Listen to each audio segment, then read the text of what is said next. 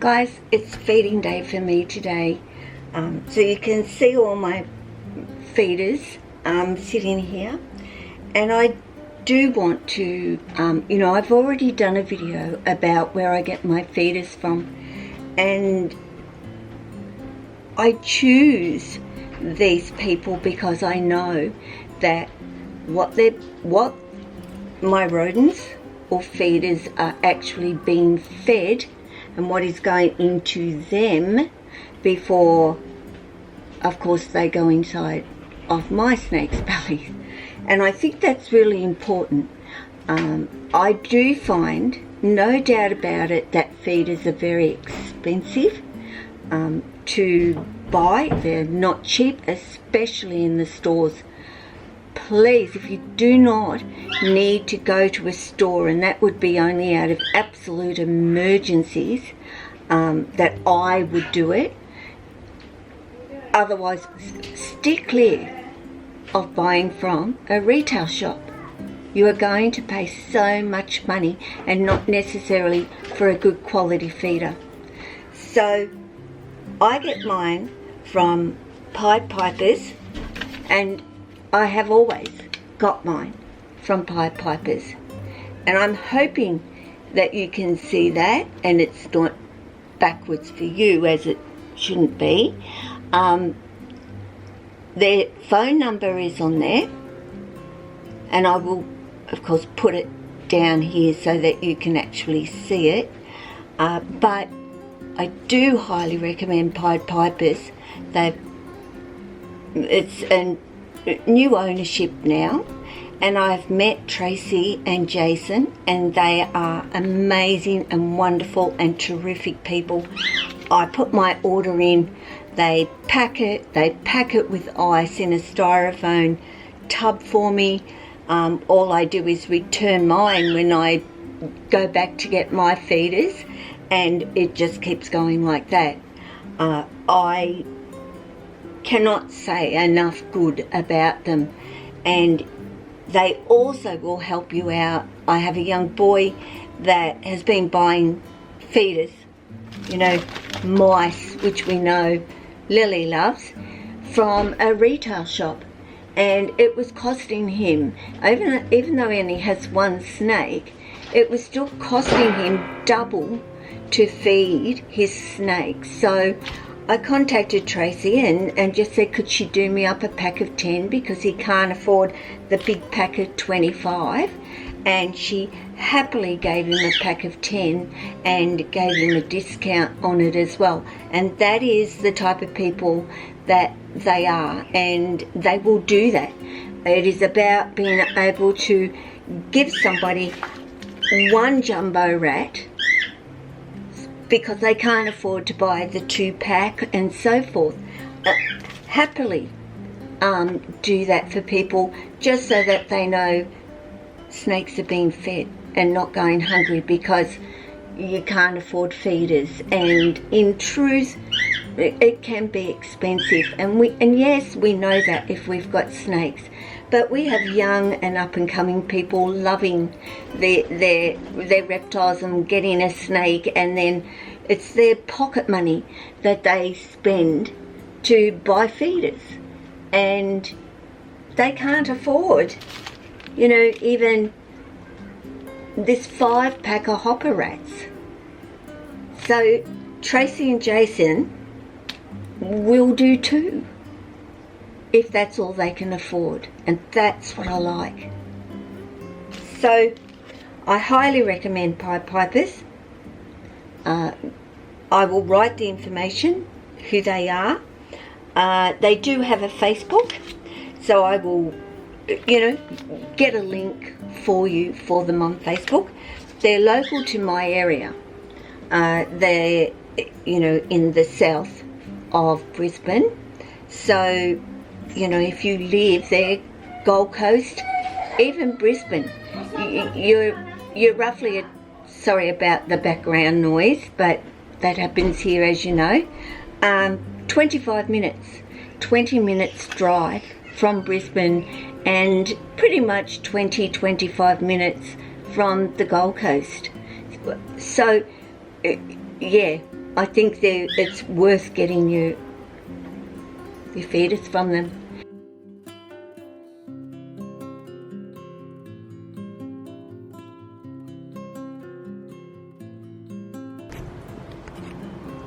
Okay, we're going to feed Oscar, who can be a funny little fellow at times when it comes to his meals, in terms of actually taking it. It takes him quite a while, and he may not be hungry. Now this is a small weaner that I've got him on, and sorry, I'm trying to watch him. No, don't bite yourself. Don't bite yourself. And he's often a little bit funny about how you feed him, and I find that Maya can be a little bit the same herself. She, you know, I tend to have to tap her on her body with the feeder. Well, that looks funny. Are you letting go? Are you letting go with difficulty? Are you? Is that, you got your teeth stuck in somewhere, and do you want to go down? Do you want to go all the way down to the ground? Because I can help you to achieve that if you want to. Hey? Are you right? Now you're going to actually have to... he's not the best when it comes to hanging and eating, and it does take him a while to sort himself out. So, you know, he did have the head, but he of course lets go, and Oscar does that every time he eats a meal. He lets go, and then it takes him forever to grab that head again, and you know, it makes me smile, because Jack was the same, exactly the same as what Oscar is.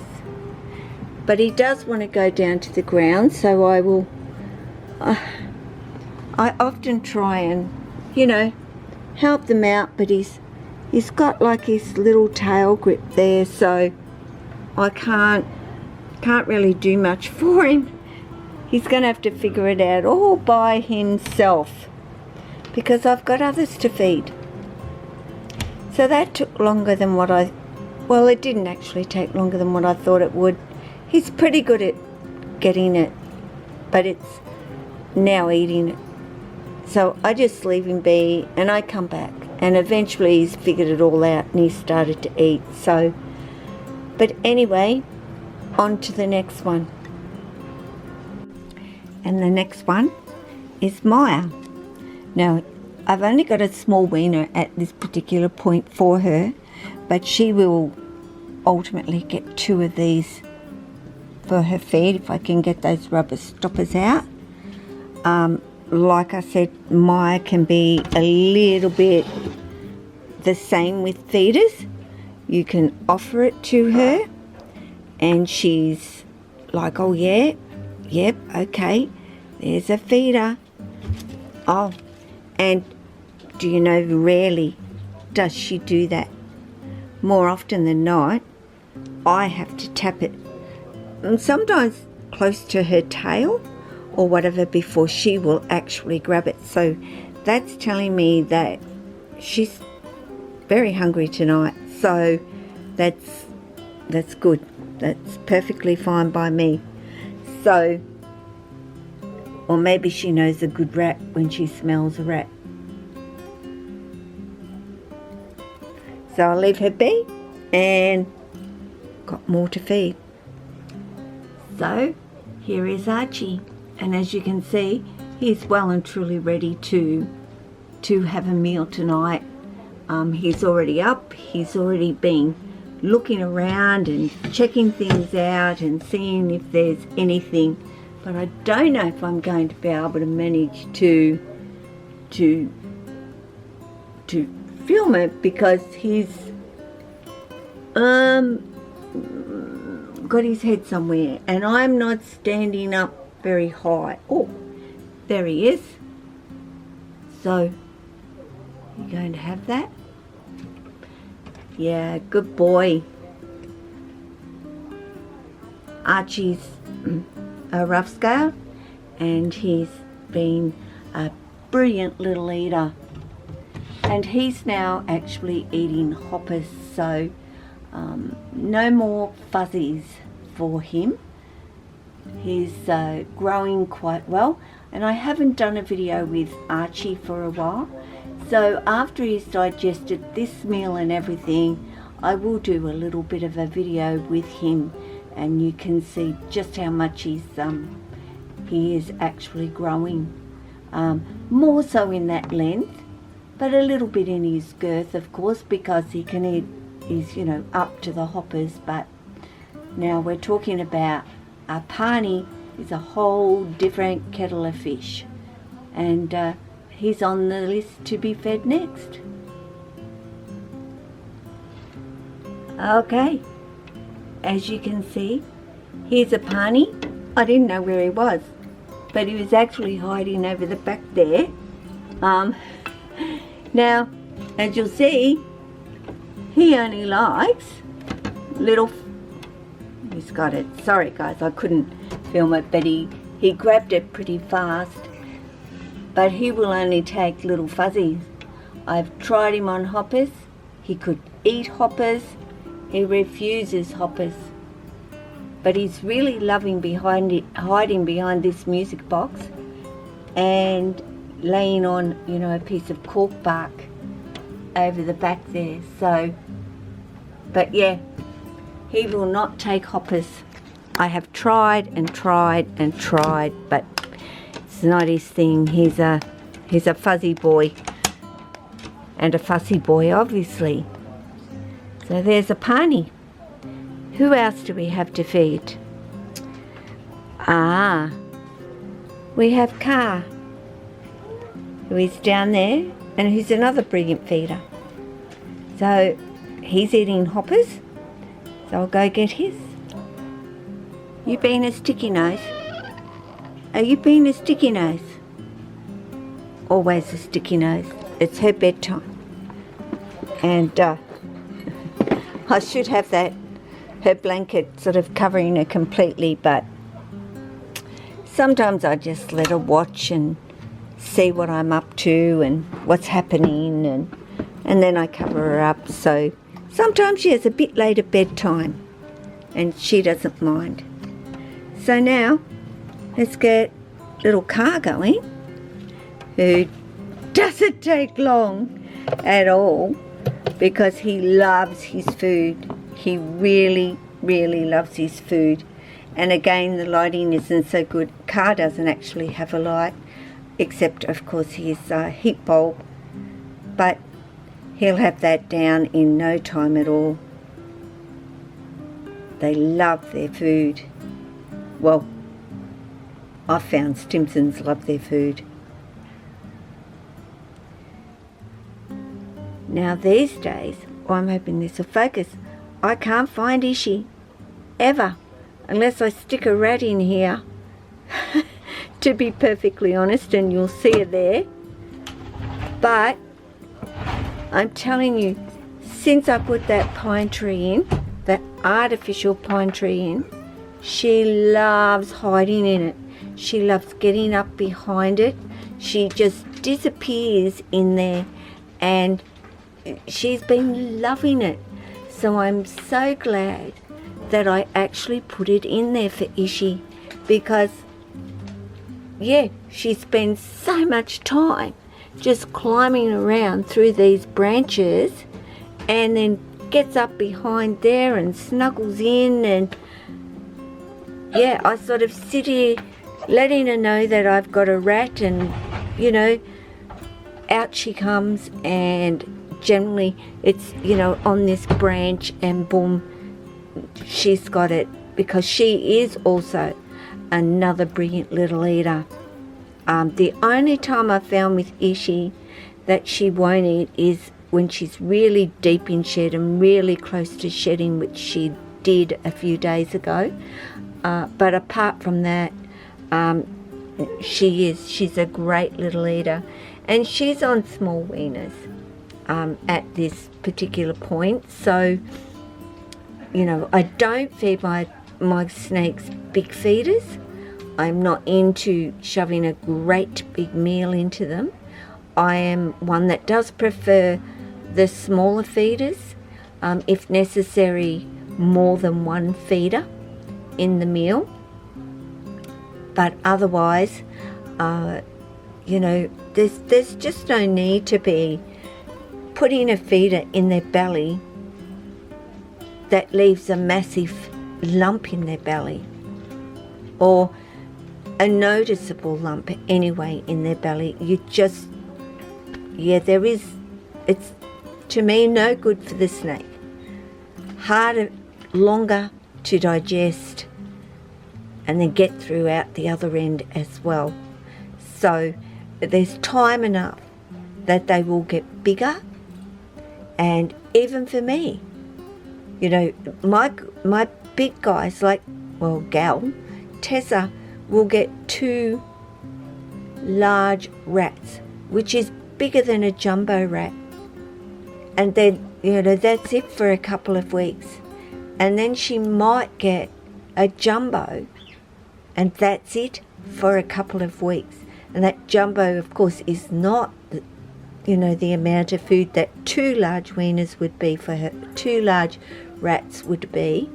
But I don't, you know, I just believe that's a better way to feed. We've all got different views on that. Some are dead on every 7 days, or it's every 14 days, and or every 3 weeks, and so forth. I think if your snake eats and then poops, then you pretty much know they're ready to eat again.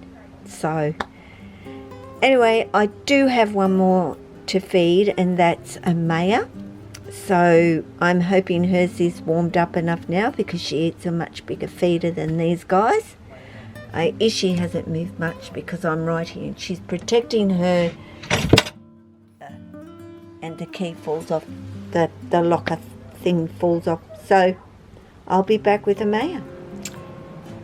Okay, let's get a mare, and she's right up tall now, right up the top here. So here we go. Let's let her know that there's a rat here.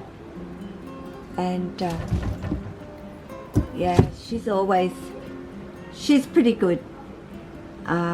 She can, even though she may not have brilliant eyesight, and we won't be able to see her because she's all the way in there somewhere.